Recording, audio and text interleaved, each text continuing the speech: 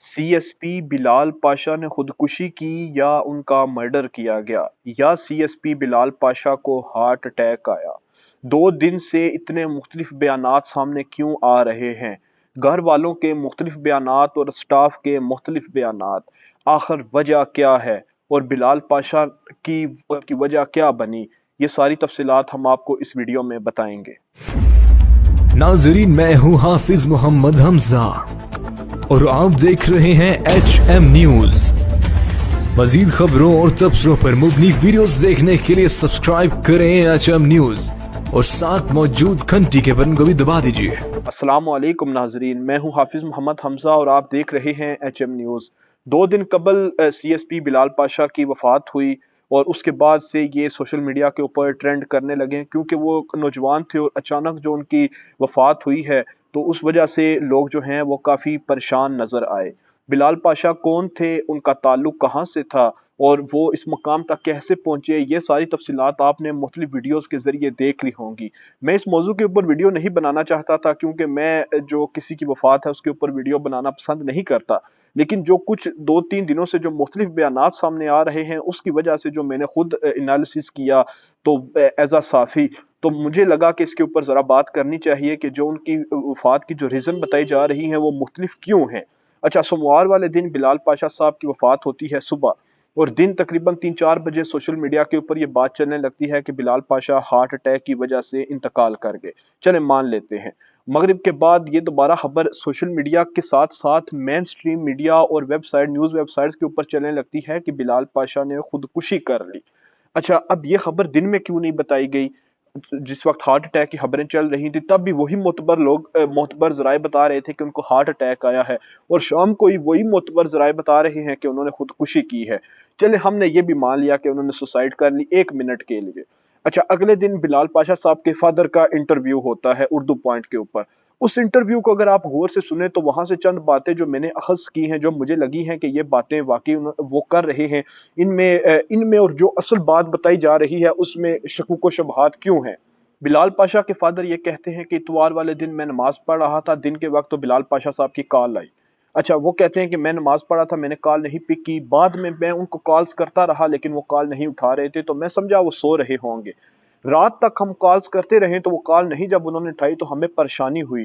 तो उनका ये कहना था कि मैंने उनके एक दोस्त फ़खर साहू से कॉन्टेक्ट किया और उनको कहा कि बिलाल कॉल नहीं उठा रहे, तो आप ज़रा उनसे कॉन्टेक्ट करें, वो कॉल क्यों नहीं उठा रहे थे। उन्होंने वहाँ पे बनू में एक एसी हैं, अबरार अली शाह, जो कि बिलाल पाशा के फ्रेंड्स हैं, तो उनको मैंने कॉल की और उनको कहा कि बिलाल पाशा कॉल नहीं उठा रहे, आप जाके चेक करें।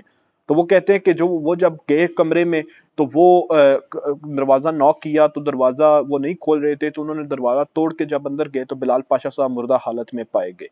अब सोचने की बात यह है कि एक दिन बाद जाके पता चलता है कि बिलाल पाशा साहब की वफात हुई, यानी कि संडे की दिन से उनके फादर कॉल कर रहे थे और सोमवार की सुबह में जाके पता चलता है कि उनका इंतकाल हुआ है। और पुलिस जो बनू के डीपीओ हैं, उनकी जो स्टेटमेंट आई, उनका ये था कि मैं मौके पे गया और फिल वक्त जो शवाहिद हैं वो ये बता रहे हैं कि बिलाल पाशा ने सुसाइड की है और सर पे गोली मारी है। तो अब उनका जो स्टाफ वहां पर रहता है, सरकारी बंगले में वो रहते थे, उनके मुलाजम चौकीदार जो भी होंगे, तो उनको फायर की आवाज क्यों नहीं आई? ज़ाहिर बात है वो बंगले के अंदर रह रहे हैं, फायर की आवाज़ आनी चाहिए थी उनको, वो फायर की आवाज़ उनको क्यों नहीं आई? उनके फैमिली में से जितने भी लोगों के इंटरव्यूज़ हुए हैं वो यही कहते हैं जी कि हमें नहीं पता। यानी कि उनके घर वालों को भी अभी तक नहीं बताया गया कि डेथ की रीज़न क्या बनी है। वो भी यही कहते हैं कि सोशल मीडिया से जिस तरह पता चला जी कि हार्ट अटैक आया है, तो ज़ाहिर बात है वो तो खुदकुशी के ऊपर बात नहीं करेंगे और वो यही कहते हैं जी कि वो खुदकुशी नहीं कर सकता। तो यहाँ पर मेरे ख्याल से जो बनू की पुलिस इंतज़ामिया है वो इस हवाले से कोई प्रेस रिलीज़ जारी करे या प्रेस कॉन्फ्रेंस करके बताए जी कि इस तरह बिलाल पाशा साहब के जो डेथ की रीज़न है वो ये है। क्योंकि जो मुख्तलिफ जितनी भी स्टेटमेंट्स आ रही हैं उसकी वजह से लोगों के जहन में मुख्तलिफ शकूक व शुबहात उभर रहे हैं, और एक ऐसा नौजवान के जो कि एक ग्राउंड लेवल से उठकर ऊपर आया और अभी CSS पास करते हुए उनको तकरीबन 4-5 साल हुए हैं, और ये भी उनकी दूसरी पोस्टिंग थी, और वो गरीब नौजवानों के लिए एक बहुत बड़ी मोटिवेशन थे। तो वो बंदा ऐसा काम करके उनको डीमोटिवेट नहीं कर सकता। ज़ाहिर बात है, अब उन्होंने जो इक़दाम उठाया है, सोशल मीडिया के ऊपर तो यही खबरें हैं जी कि उनके ऊपर जॉब का प्रेशर था।